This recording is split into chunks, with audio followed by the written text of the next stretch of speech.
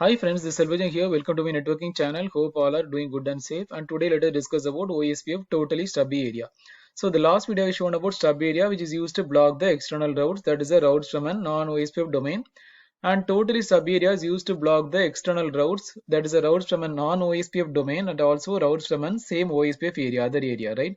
So that is the main purpose of totally stubby area, which is really more secure than the stub area. So assume I have a router in a main office router in area 0 and I have branch office router, that is the area 1. So the branch office router don't want any external routes or a routes from another OSPF area. I can configure my branch office router as a stub or totally stub area. So that is more secure than the stub area because it is not only blocking the external routes from a non-OSPF domain, it is also blocking the routes from another OSPF area. So this is more secure than the stub area, and also it is used to reduce the size of the routing table, right? So totally stub area contains the intra area route, that is a route within the area, and it uses a default route. So what is the default route? That route has been pushed by R2. R2 is an ABR. So that ABR will push the default route into the totally stub area, and that totally stub area uses that default route to reach either this area 0 or the external networks. I hope you are understanding. So now let us go to configuration R1, R2 and R3. Let us quickly configure the routing protocol OSPF. Then let us configure the totally stubby area. So let us go to the configuration. Go to R1. So already connected the directly connected interfaces, right? So let us go to configuration mode and let us enable the routing protocol. Network is 192.168.1.0. It resides in area 0, right? Area 0. Similar way, go to R2 and configure R2 is an ABR, which has two interfaces, 1.2 and 2.2, right? So it is an ABR. Since it has two interfaces, I have to connect two networks, 192.168.1.0, which resides in area 0, right? Which resides in area 0 and another one is in area 1. So let us go to configuration 192.168.2.0 followed by 0.0.0.255 area 1. Similar way, go to R3 and let us configure the routing protocol. Go to configuration mode, router OSPF 100, let us enable network 192.168.2.0 0.0.0.255 area 1, right? So I configure the routing protocol OSPF and all this three routers, right? So now let us check the individual neighbor relationship. Show IP OSPF neighbor. So it will take some time because it will go from down, you need two-way, extend, then it will exchange, then it will go to loading and full, right? So it enter the full state. So that means it's already established a neighbor relationship with R2, and R2 has two neighbors, right? IP OSPF neighbor. So one is R1, that is the neighbor, it is 1.1. That is the loopback address, and 3.3.3 is the R3 router, right? So still it is showing X dot, it is still trying to establish the neighbor relationship. So once it is established, it will go to full state. Yeah, so let us see. Yeah, it has already established a full neighbor relationship with R3, and R3 has also one neighbor, right? Show IP OSPF neighbor as R2, that is a 2.2 loopback address.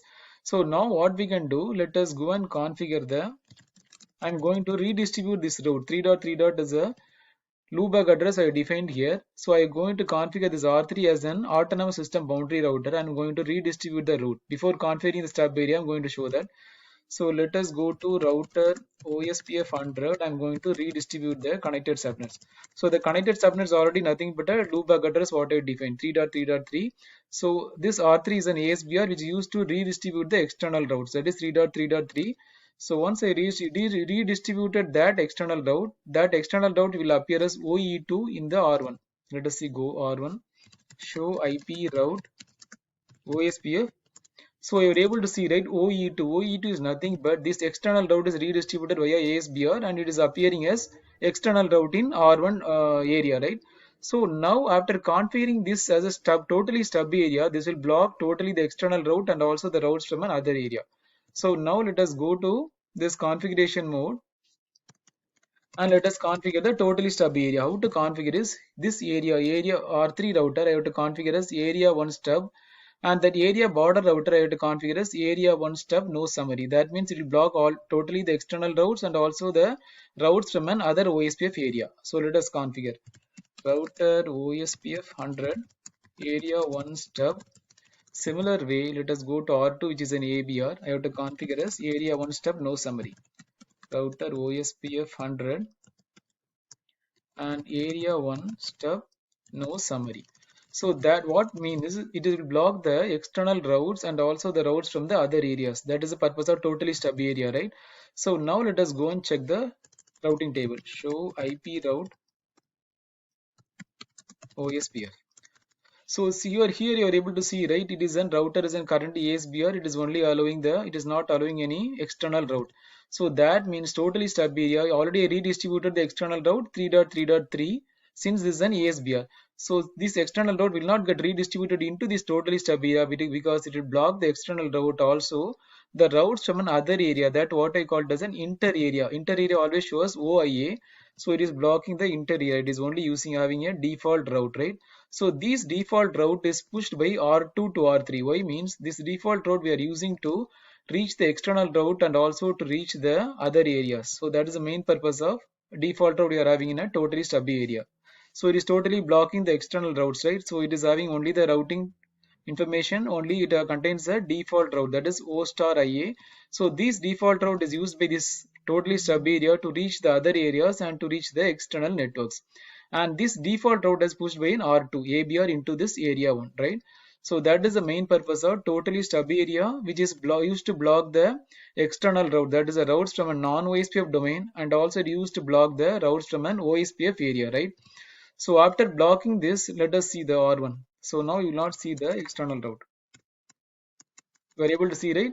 So now in R1 it is not, you are not seeing the external route because this totally stub areas block the total external route. So it will block the external routes from a non-OSPF domain, also the inter area route, that is a route from other OSPF areas. So totally stubby is a more secured one.